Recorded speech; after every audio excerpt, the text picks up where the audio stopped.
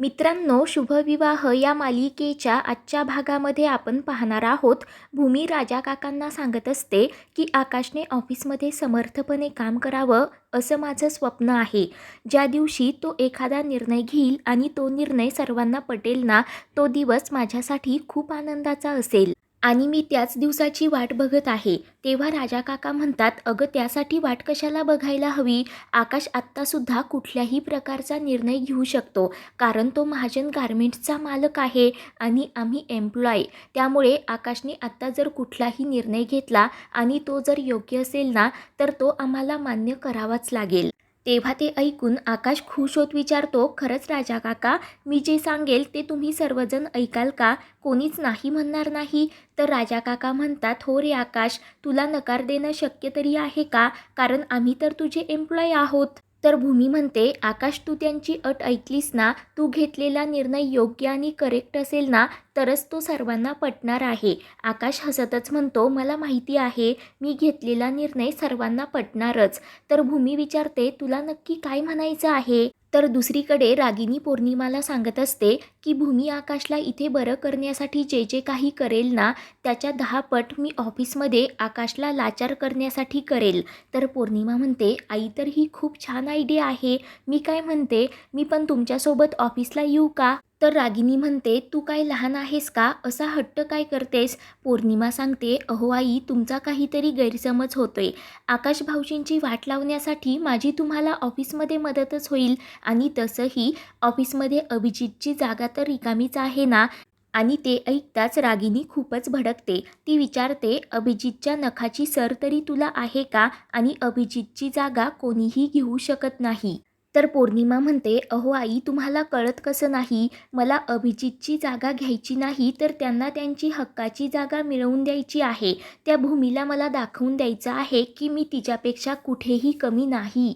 तर रागिनी म्हणते, हेच त्या भूमीला दाखवण्याच्या नादात तू नेहमी घोळ घालून ठेवतेस. तर पौर्णिमा म्हणते, आई, माझ्याकडून एखादी चूक झाली तर ती तुमच्या बरोबर लक्षात राहते, पण कित्येक वेळा माझी तुम्हाला मदतच झाली आहे, ते एकदा तरी आठवा. तर रागिनी म्हणते, ठीक आहे, परंतु ऑफिसमध्ये अक्कल पाजाळायची नाही. उठ म्हटलं की उठायचं, बस म्हटलं की बसायचं. हे जर मान्य असेल तर आणि तरच तू ऑफिसमध्ये यायचं. पौर्णिमा खुश होत म्हणते, हो आई, तुम्ही सांगाल ते करायला मी तयार आहे. फक्त मला तुमच्यासोबत ऑफिसमध्ये येऊ द्या, तुमची असिस्टंट म्हणून. तर रागिनी होकार देते. पौर्णिमा आनंदाने नाचत असते. तेव्हा रागिनी तिला विचारते, तुला माहिती आहे का, मी तुला माझी मदतनीस म्हणून का घेतलं? कारण अभिजितची जागा सध्या ऑफिसमध्ये रिकामी आहे. कंपनी त्याच्या जागेवर इतर कुणालाही घेऊ शकते आणि ते माझ्यासाठी खूप धोकादायक असेल. मी जर तुला ऑफिसमध्ये घेऊन गेले तर मला सांगता येईल की अभिजितची कामे तुझ्या मदतीने मी करणार. मग कंपनी त्याच्या जागी कुणालाही ठेवू शकत नाही. आणि हो, मी तुला कुठल्याही प्रकारचा हक्क देणार नाही, कारण तुझी तशी लायकीच नाही. तेव्हा ते ऐकून पौर्णिमाला खूपच राग येतो. तर दुसरीकडे आकाश ऑफिसमध्ये त्याच्या सायकल राणीला खुर्चीवर बसवतो आणि आनंदानेच गोल गोल फिरवत असतो. तेव्हा भूमीला चक्कर येऊ लागते. तर आकाश भूमीला घट्ट अशी मिठी मारत म्हणतो, सायकल राणी, तुझी चक्कर याने जाईल हा. तेव्हा भूमीसुद्धा खुश होत आकाशच्या कुशीमध्ये डोळे मिटून पडते. आकाश विचारतो, तुझी चक्कर गेली का? आणि सॉरी या, मी आनंदाच्या भरात तुला खूप खूप गोल फिरवलं. मी आज खूप खुश आहे. भूमी विचारते, का रे आकाश? तर आकाश म्हणतो, मी राजा काकाला जे काही सांगितलं ते त्याने सगळं काही ऐकलं ना, म्हणून. भूमी म्हणते, अरे आकाश, हा हट्ट कशासाठी? मला हे अजिबात पटलेलं नाही. आकाश म्हणतो, सायकल राणी, तू नेहमी असंच करतेस. तुझ्यासाठी कोणी काही करत असेल ना, तर तुला ते नकोच असतं. त्यावर भूमी म्हणत असते, आकाश, मला कळतंय रे, परंतु आत्या इथे नसताना आपण थेट काहीही नाही करू शकत. आकाश म्हणतो, सायकल राणी, मला सांग, मी तुझं सगळं ऐकतो ना, मग तुलाही माझं ऐकायलाच हवं. तर इकडे रागिनी आणि पौर्णिमासुद्धा ऑफिसमध्ये आलेल्या असतात. पौर्णिमा विचारते, आई, मी छान दिसतीये ना? माझं छान इम्प्रेशन पडेल ना? तेव्हा रागिनी चिडूनच म्हणते, अगं, इम्प्रेशन पाडायला ही काय सौंदर्य स्पर्धा नाही. ऑफिस आहे, ऑफिसमध्ये फक्त कामाचं इम्प्रेशन पडायला हवं. तर पौर्णिमा विचारत असते, मला माझी स्वतःची सेपरेट केबिन तर मिळेल ना? रागिनी पुन्हा तिच्यावर भडकते की बाहेर स्टूलवर बसायची सुद्धा तुझी लायकी नाही आणि स्वतःचं केबिन हवंय. एखाद्या लहान बाळाला बागेत खेळायला घेऊन गेल्यासारखं वागू नकोस. अगोदर आपण अभिजितच्या केबिनमध्ये जाऊयात. त्याची खूप सारी कामं पेंडिंग असतील आणि मग नंतर मी तुला माझी असिस्टंट म्हणून सर्वांसमोर घोषित करते. तेव्हा आता दोघीही आतमध्ये जातात. तर भूमी ही अभिजितच्या खुर्चीवर बसलेली असते आणि ते पाहून पौर्णिमा रागिनीच्या पायाखालची जमीनच हादरते. तर राजा काका म्हणत असतात, रागिनी अगं मी तुला केव्हाचं फोन करत होतो. रागिनी सांगते, माझा फोन सायलेंट होता. पण हे सगळं काय आहे? राजा काका म्हणतात, अगं या महाजन गारमेंट्सचा मालक आहे ना आकाश महाजन, यांनी आज कंपनीत आल्या आल्या एक खूप मोठा आणि आनंदाचा निर्णय घेतला आहे. तर रागिनी विचारते, कुठला निर्णय? राजा काका सांगतात की अभिजितच्या जागेवर त्यांनी भूमी आकाश महाजन यांची त्या पदावर नियुक्ती केली आहे. ते ऐकून पौर्णिमा व रागिनीला मोठा धक्काच बसतो. तेव्हा भूमीला आठवतं की आकाशने कंपनीचं चांगलं व्हावं म्हणून अभिजितच्या जागेवर भूमीची नियुक्ती केलेली असते आणि सर्वांनाच आकाशचा तो निर्णय पटतो. राजा काका खुश असतात आणि सर्वजण आता आकाशसाठी व भूमीसाठी आनंदाने टाळ्या वाजवत असतात.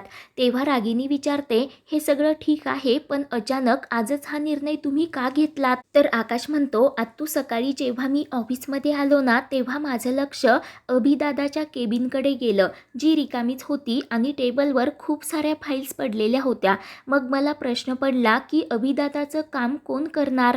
आणि तेव्हा अचानक माझ्या लक्षात आलं, सायकल राणी तर किती हुशार आहे, ती अभिदादाचं सगळं काही काम करू शकते. आणि नंतर मग मी राजा काकांना विचारलं की आपण हे काम सायकल राणीला देऊयात का, कारण तिच्यापेक्षा हुशार तर दुसरं कोणीच नाही. रागिनी चिडूनच म्हणते, हो तिच्यापेक्षा हुशार कोणी नाही हे तर मी तुझं लग्न झाल्यापासून बघत आहे. पण आकाश बाळा, असा हा निर्णय तडकाफडकी घेता येत नसतो. त्यासाठी मॅनेजमेंट, मॅनेजर आणि इतर स्टाफची सुद्धा परवानगी हवी असते.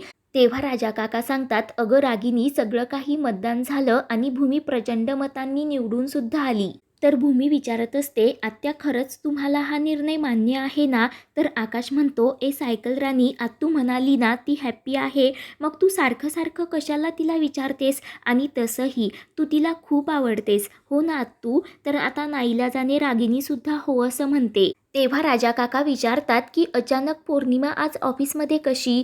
तेव्हा रागिनी सांगते, अभिची खूप सारी कामं पेंडिंग होती ना म्हणून मीच तिला मदतीसाठी घेऊन आले होते. तर राजा काका म्हणतात, अरे वा, काही दिवसांसाठी तिला तुझी असिस्टंट ठेव आणि गरज पडली तर ती भूमीची सुद्धा असिस्टंट म्हणून काम करेल. ते ऐकून पौर्णिमाला मोठा धक्काच बसतो. ती सांगते की मी भूमिताईच्या हाताखाली काम नाही करणार. राजा काका म्हणतात, अगं भूमी, माणसाच्या आड जर इगो आला ना तर माणसाचं नुकसानच होतं. अगं तुझ्यासाठी तर ही खूप मोठी संधी आहे. तर पौर्णिमा म्हणत असते, या भूमीला माझ्या अभिजितची जागा बळकवायची होती ना म्हणून तिने आकाश भाऊजींना पुढे करून हा सगळा काही प्लॅन केला. पण मी हे कदापि सहन करणार नाही. तर राजा काका तिच्यावर भडकत म्हणतात की तोंड सांभाळून बोल, तुझ्या जिभेला काही हाड वगैरे आहे की नाही? तर पुढील भागामध्ये आपण पाहणार आहोत, रागिनीला सुद्धा हा निर्णय पटलेला नसतो परंतु राजा काका स्पष्टपणे सांगतात की आकाशचा निर्णय अगदी बरोबर आहे.